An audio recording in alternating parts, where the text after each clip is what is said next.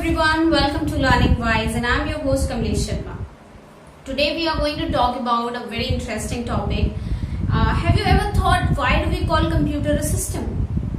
Why do we always use the term computer system?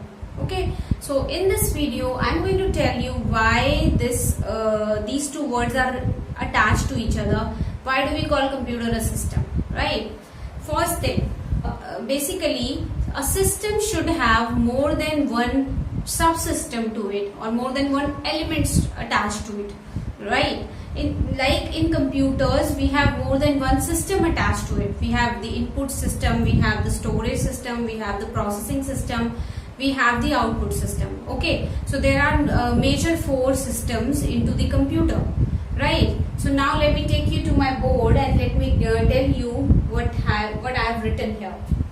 Please see, a system is a group of integrated parts. Okay, this is important. Integrated parts, that they are related to each other, right? And having a common purpose of achieving some objective.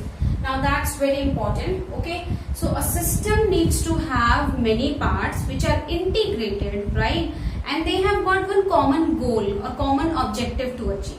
Okay, so the definition holds true in case of computer, right? It is an electronic device. It takes the input, processes it and gives the output to the user. Alright, so the purpose, objective is clear in case of computer.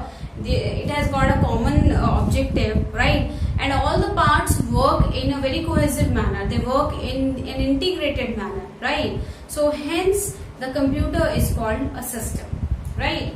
Now a system must have these three qualities or these three features, right? It should have more than one subsystem. As I told you, computer has got input, output, processing, storage, right? So four systems or subsystems are there in computer. So it is a system. Then all the subsystems should be logically related, of course. Input, processing, storage and output, all are logically related. Not even a single subsystem can work without other. Okay, and they are always going to work together to achieve the common task of showing the output.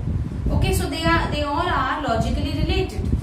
The last one, all the subsystems should be controlled in such a way that the common goal is achieved. Of course, all the subsystems of computer are controlled by its brain, which is the CPU. Okay, it is the central processing unit which controls all the subsystems of computer in such a manner that the output is achieved, output is given to the user. Okay, so since computers satisfy all these criteria, hence it is known as a computer system. Okay, I hope you would have now understood why do we call computer a system. Thank you so much for watching Learning Wise. Bye bye and take care.